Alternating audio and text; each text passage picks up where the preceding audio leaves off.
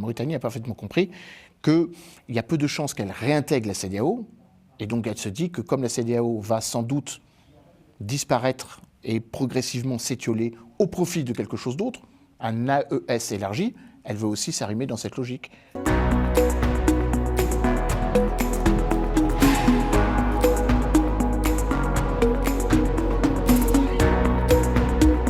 Bonjour à tous et à toutes.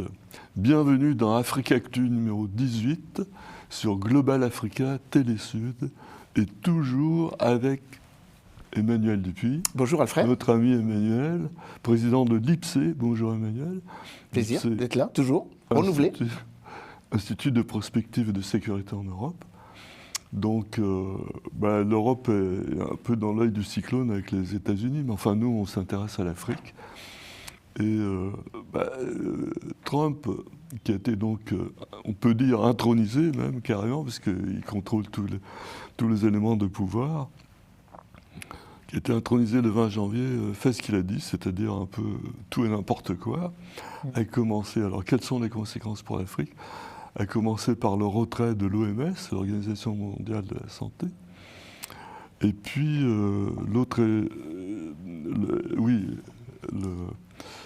le retrait de l'accord de Paris sur le climat. Donc évidemment, c'est des milliards de dollars qui sont en jeu. Évidemment, il y a des conséquences pour l'Afrique. Eh bien, vous allez nous les apprendre, Emmanuel. Alors, il y a énormément de choses à dire sur le sujet. Même si le président Donald Trump, lors de son premier mandat, n'a pas montré une appétence très particulière pour le continent africain. Je tairai la manière dont il parlait de l'Afrique, mais c'était dans des termes très fleuris, en évoquant le fait que l'Afrique n'était pas une préoccupation de son administration. Et pourtant, on a le sentiment que cette fois-ci, il y a un peu plus d'intérêt, ou en tout cas une mobilisation forte. Mais vous l'avez rappelé, qui commence sous de mauvais auspices. L'abandon de l'OMS aura des conséquences financières fâcheuses pour l'organisation, car les États-Unis, avec 958 millions de dollars, sont le premier contributeur de l'OMS. Alors le deuxième contributeur de l'OMS, c'est assez paradoxalement aussi des intérêts américains, c'est la fondation Melinda et Bill Gates. Ça veut dire que le premier contributeur à raison de 650 millions de dollars seront une fondation donc de droit américain. Deuxième conséquence par rapport à l'OMS, c'est que le retrait des Américains met en péril l'Alliance Gavi, puisque les Américains étaient parmi les premiers à payer au sein de l'Alliance Gavi. La fin de la présence américaine au sein de l'OMS, mais aussi fin à la manière dont les États-Unis veulent tenir compte de la mobilisation internationale en matière d'échange de vaccins. Ça n'a pas été dit, mais c'est une conséquence. Ensuite, vous avez parlé du retrait des États-Unis de l'accord de Paris sur le climat.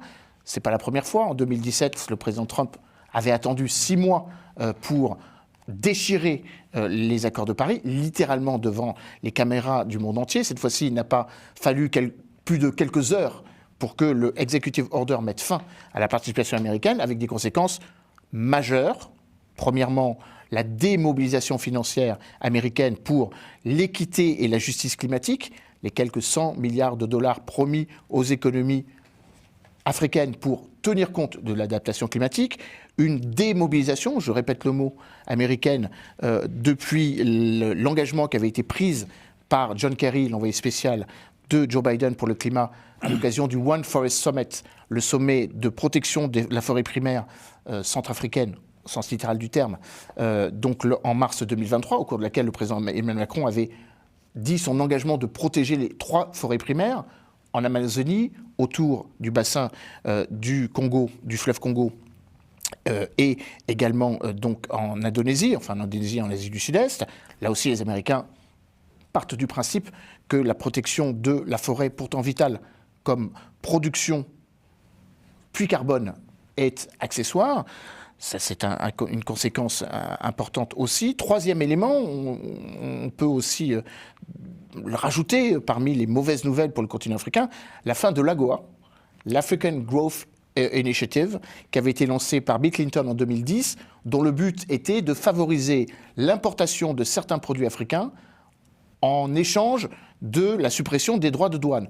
Or, le président américain, mais ce n'est pas forcément lié qu'au continent africain, veut au contraire généraliser les droits de douane.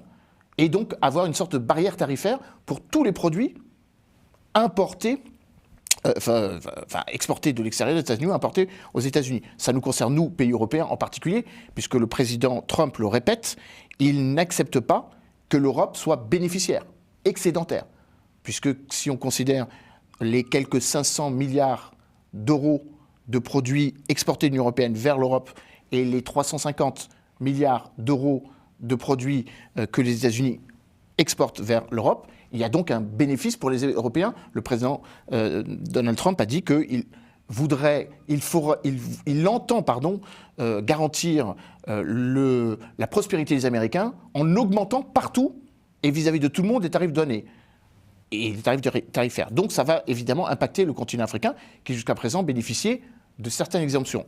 Quatrième élément, on ne l'a pas forcément identifié, l'idée selon laquelle le continent africain serait aidé et bénéficierait d'une forme de soutien à l'appui à la démocratie.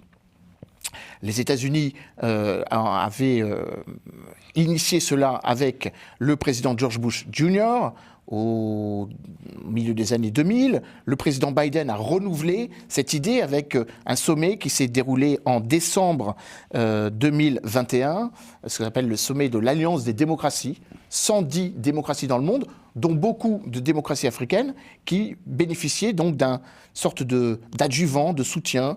La Tanzanie, avec la nouvelle présidente Samia Suluhu, le Kenya, William Ruto, d'ailleurs William Ruto, a eu le privilège d'être le dernier chef d'État reçu en visite d'État à Washington par l'administration Biden.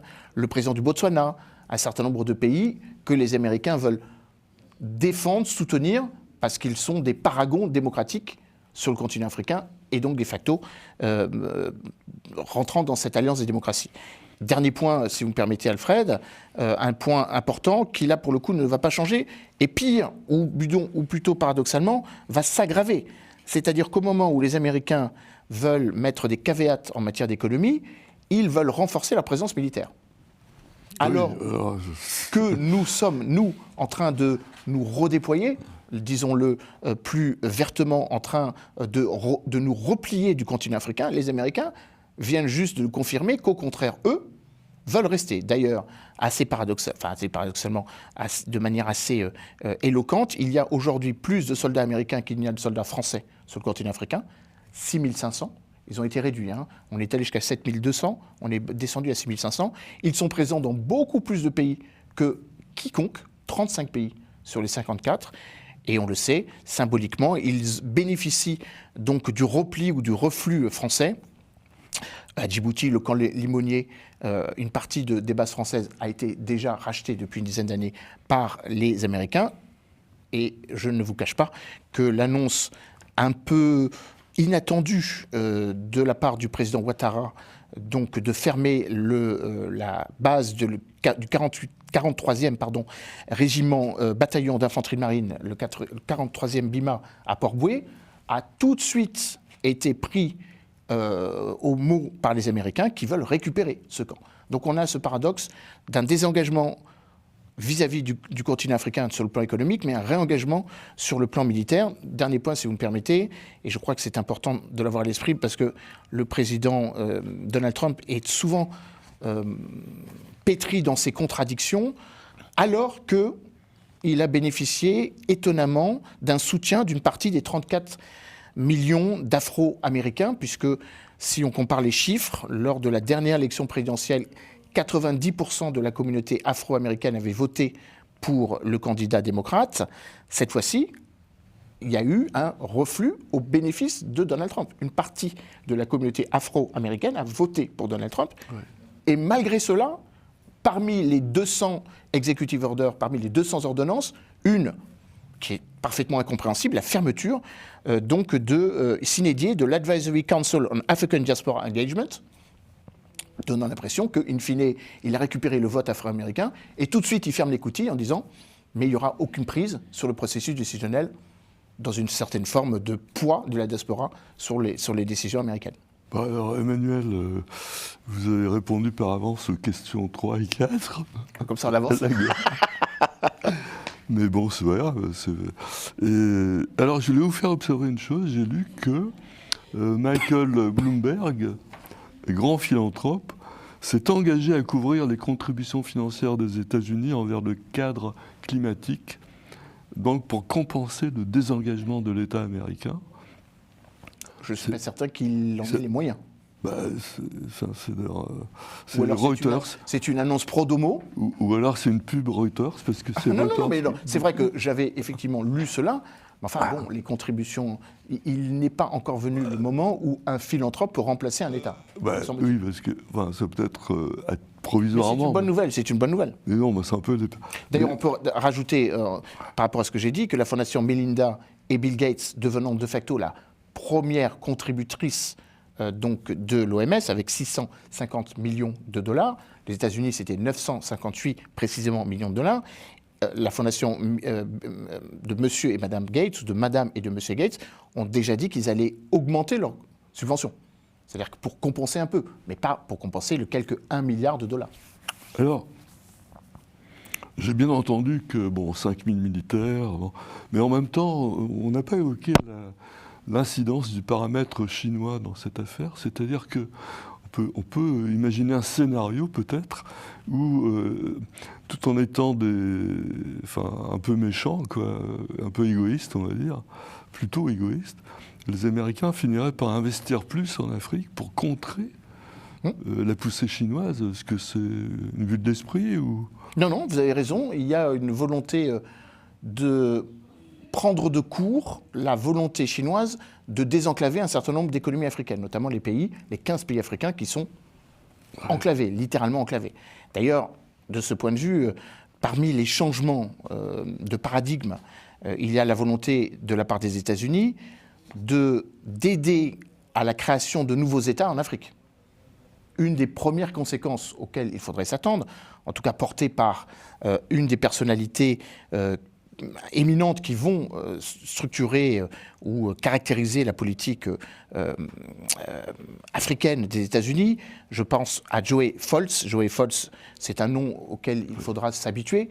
C'était un ancien membre, un ancien cadre de l'USAID, donc USAID, dit autrement, donc l'équivalent de l'AFD pour le continent africain, qui officie actuellement au sous-comité Affaires étrangères Afrique de la Chambre des représentants et qui devrait, c'est fléché en tout cas comme tel, devenir le directeur Afrique du Conseil national de sécurité. Qu'a dit Joey Foltz il y a à peu près un mois que l'une des premières décisions que prendraient les États-Unis, c'est de reconnaître unilatéralement l'indépendance du Somaliland, avec l'idée sur laquelle la Somalie est vouée à être ingouvernable et que de facto, il faut que les États-Unis s'arriment avec une sorte de Djibouti américaine, parce que c'est ça dont il s'agit. Les Américains ont parfaitement conscience que Djibouti est en train de se siniser. 82% du budget de Djibouti est entre les mains des banques chinoises. Les États-Unis ont une base à Djibouti, et donc les Américains veulent finalement compenser et en fait pivoter, si je puis m'exprimer ainsi, l'intérêt stratégique de mettre tous leurs arguments et tous leurs éléments à Djibouti. D'ailleurs, les Américains souhaitent aussi que la France soit un peu moins présente à Djibouti pour essayer de se repositionner sur le Somaliland. Avec là aussi une logique qui consiste à dire qu'il faut peut-être ramener vers la façade atlantique aussi la présence américaine. Les Américains étaient fort maris du fait que l'archipel de Sao Tomé et Principe ouvre des négociations avec la Russie. Ils sont arc-boutés contre l'idée d'une base chinoise en Guinée équatoriale pour eux-mêmes essayer d'américaniser la façade atlantique. Et c'est un deuxième élément, le président Trump l'a redit, Jared Kushner, le gendre de Donald Trump, l'a également répété, le Maroc et son initiative de façade atlantique servent les intérêts américains. C'est là où vous m'amenez et ce à quoi je réponds. Les Chinois essayent de désenclaver un certain nombre de pays par la façade orientale, l'Indo-Pacifique. Les États-Unis veulent désenclaver ces mêmes pays, prenons le cas de la RDC, vers l'océan Atlantique, avec l'idée d'une cohésion euro-afro-latino-africaine. Et donc c'est assez malin pour essayer de dire que le continent africain est un continent finalement perclus de concurrence. Les Américains veulent une concurrence libre et ouverte, mais ils veulent une concurrence libre et ouverte avec des partenaires qui sont arrimés dans un même espace civilisationnel ou un espace économique. Et donc, l'idée selon laquelle la centralité nord-atlantique bascule vers une centralité sud-atlantique est quelque chose sur lequel le président Trump et l'initiative marocaine face à l'Atlantique 2030 vont évidemment de pair. Alors pour le coup, le Somaliland, c'est astucieux. Hein. Pardon ? Jouer le Somaliland, c'est assez astucieux. C'est très malin et ne nous y trompons pas. C'est contre la Chine et contre les puissances coloniales dont nous sommes. Mais alors la Chine, il paraît qu'elle a aussi des ambitions sur la côte ouest atlantique, africaine. Tout le monde a des ambitions sur la côte ouest africaine, mais il y a effectivement cette idée d'une base navale sur laquelle la Guinée équatoriale est en train de réfléchir. Il y a aussi la volonté de la Chine de continuer à investir massivement dans les ports en eau profonde en Afrique, comme elle l'a fait en Méditerranée, le port de Lomé, le port de Lekki au Nigeria, les quelques 1 milliard de dollars investis par les Chinois à Tanger Med. Et peut-être demain, mais pour l'instant, les Marocains y résistent. Darla 2028, le port en eau profonde, qui devrait être un des hubs énergétiques et donc du transport de marchandises. Là, pour le coup, pour désenclaver les pays du Sahel, il est tout à fait possible aussi que les Américains et les Chinois, finalement, aient le même intérêt au Sahel, se débarrassant des Français, de finalement trouver un modus operandi en se positionnant vis-à-vis de l'un et vis-à-vis de l'autre. Bon, c'est France-Angleterre au jouet 100 ans plus tard. C'est à peu près Fachoda, oui. C'est à peu près l'idée, absolument. Bah oui. Alors, Emmanuel, là, je vais avoir besoin de toutes vos lumières parce que je ne comprends plus rien dans le sujet. Alors, on quitte l'Amérique puisque, Joe Foltz, je l'avais prévu, mais vous avez déjà évoqué. Alors, c'est pas le seul, pour que les téléspectateurs aient en tête un petit peu la manière dont la sociologie exécutive américaine sur le continent africain. Finalement, j'ai retenu, si vous me permettez, 4 noms importants. Je crois que vous vouliez qu'on en parle. Peter Phan, souvenons-nous de ce nom. Il a été connu lors de la précédente mandature Trump, puisqu'il était représentant spécial du gouvernement américain pour l'Afrique des Grands Lacs d'abord, puis pour le Sahel. C'est un de ceux qui est le plus francophone et le plus francophile des conseillers du président. Il devrait être sous-secrétaire d'État aux affaires africaines. Joe Foltz, on l'a évoqué, qui devrait être directeur Afrique du Conseil national de sécurité. Retenons aussi 2 autres noms. Tibor Nagy, l'ancien sous-secrétaire aux affaires africaines de la précédente administration Trump, qui devrait être sous-secrétaire d'État aux affaires de gestion. En fait, il va superviser l'ensemble des postes diplomatiques. Et donc, ça va avoir un impact sur la manière dont les États-Unis vont continuer à rester présents sur le continent. Et puis un dernier point, une personne qui me permet de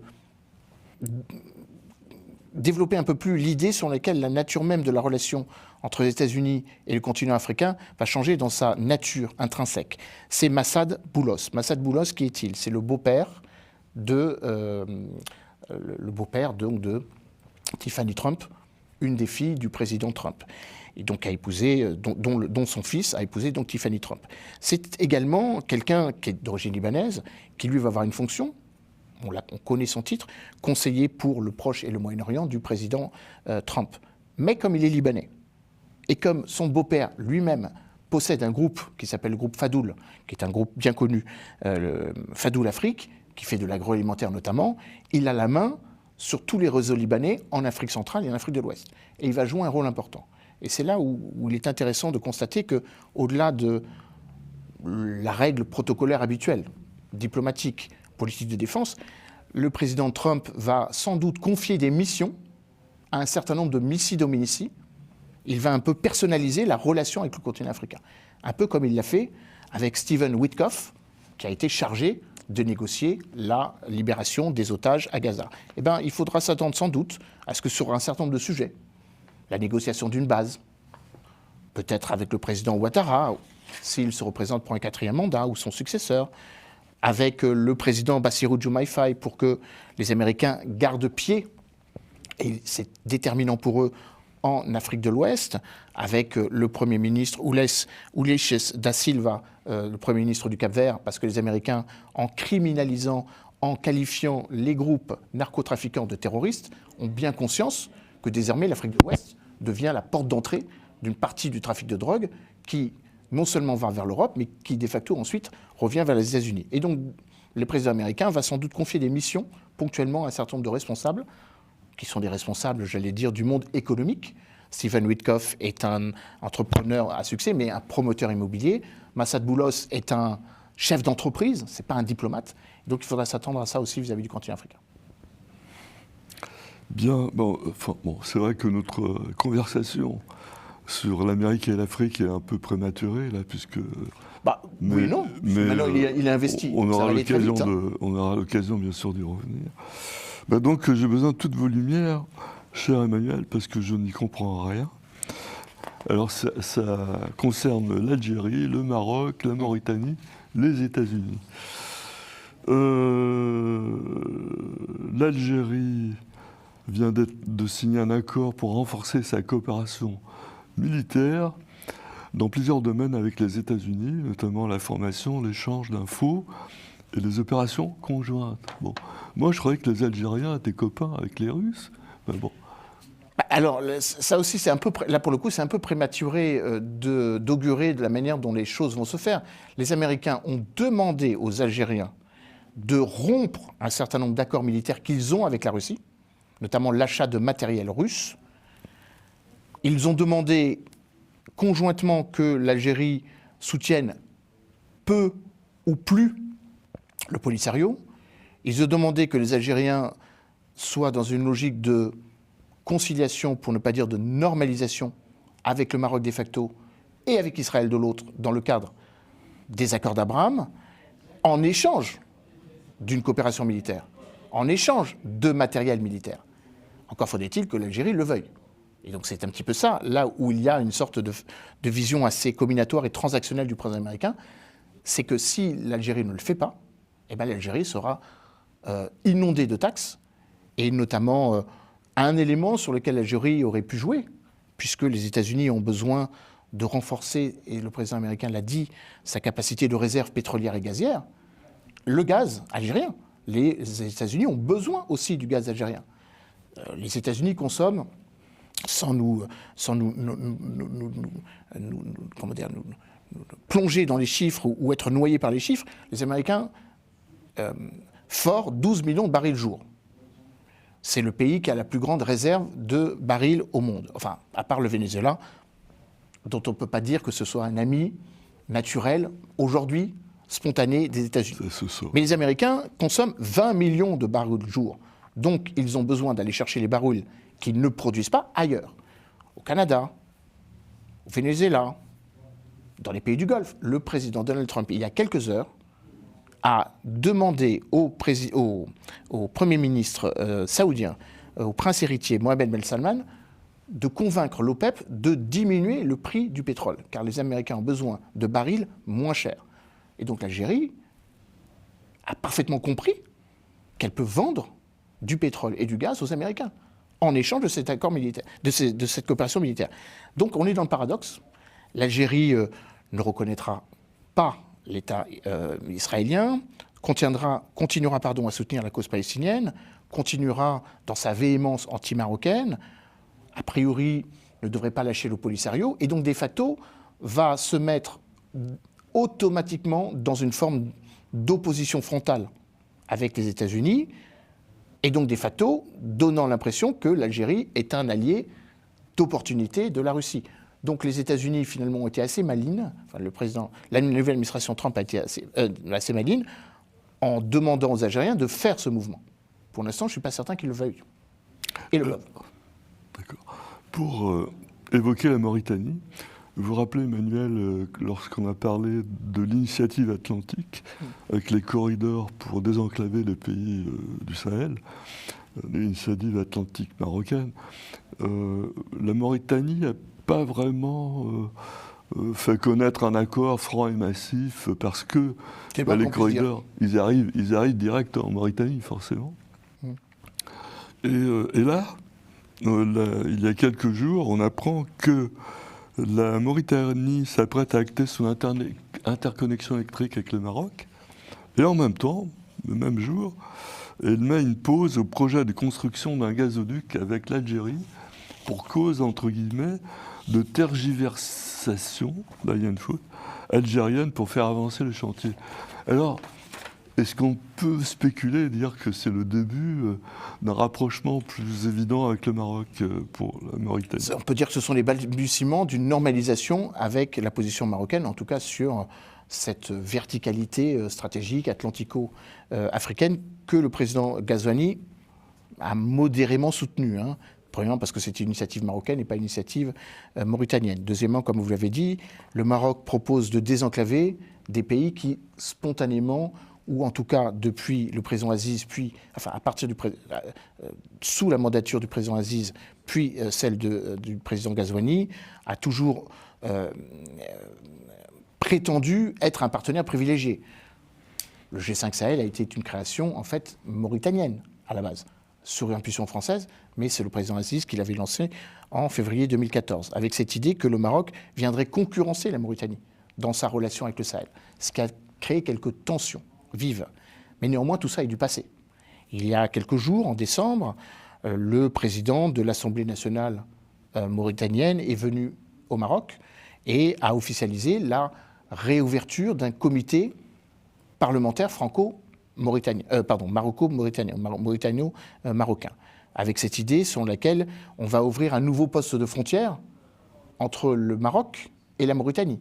Il n'y en avait qu'un au sud du Maroc, à Guerzazate, qui était le point de focalisation et le point critique, le goulot d'étranglement sur lequel le Polisario jetait son dévolu, c'est-à-dire en obérer sa fluidité. Donc, il y a un deuxième poste de frontière qui va s'ouvrir, un deuxième poste de passage qui va s'ouvrir entre le Maroc, les provinces du sud du Maroc, le Sahara occidental et la Mauritanie. Et puis, dernier point, ne jamais l'oublier, le Maroc et la Mauritanie ont cela en commun, c'est que le développement économique de l'un dépend de l'autre.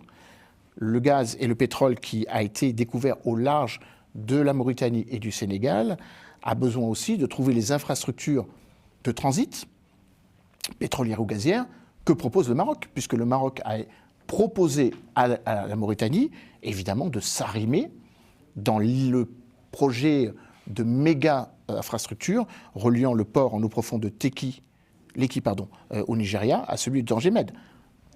C'est plusieurs décennies, mais ce grand gazoduc reliant les 13 pays le long donc du golfe du Guinée et désenclavant le Mali, le Niger, le Burkina Faso, le Tchad. Dernier point, c'est un point, je crois, déterminant. Je crois que la Mauritanie a compris que la CEDEAO était en train de mourir de sa belle mort et que, a fortiori, comme la Mauritanie avait été exclue statutairement par rapport à sa constitution de la CEDEAO en 2000, la Mauritanie a parfaitement compris qu'avec l'émergence d'un pivot central avec l'Agence des États du Sahel, qui désormais pourrait être rejointe par le Togo. Le ministre des Affaires étrangères, Robert Dussé, a laissé filer l'idée selon laquelle le Togo pourrait aussi s'arrimer aux trois. Le président Déby, en d'ailleurs joignant malheureusement l'acte à la parole, a dit que le désengagement militaire français pourrait aussi faciliter un rapprochement militaire avec une force désormais conjointe de 5000 hommes entre les trois pays de l'Alliance du Sahel. Donc on risque d'avoir une Alliance du Sahel qui serait élastiquement élargie au Tchad puis au Togo. Le Ghana a nommé un envoyé spécial spécifiquement, le nouveau président du Ghana a nommé un envoyé spécial spécifiquement dédié à l'Alliance des États du Sahel. Et on le sait, Bassirou Diomaye Faye essaye de jouer les médiateurs. Donc la Mauritanie a parfaitement compris qu'il y a peu de chances qu'elle réintègre la CEDEAO. Et donc elle se dit que comme la CEDEAO va sans doute disparaître et progressivement s'étioler au profit de quelque chose d'autre, un AES élargi, elle veut aussi s'arrimer dans cette logique. La boucle étant bouclée, le Maroc favorisant et cherchant à désenclaver ces pays du Sahel. C'est l'alignement des planètes pour le Maroc, en tout cas. Bien sûr, qui prend cette initiative et qui prend ce leadership Merci. logique. Oui, c'est la logique de l'histoire d'aujourd'hui. Emmanuel, merci. On Merci, se retrouve Fred. dans 15 jours. Avec toujours autant de plaisir. Merci. Et nous, on se retrouve pour la deuxième mi-temps avec son Excellence Madame Guillermina Prata, qui est l'ambassadeur de l'Angola à Paris.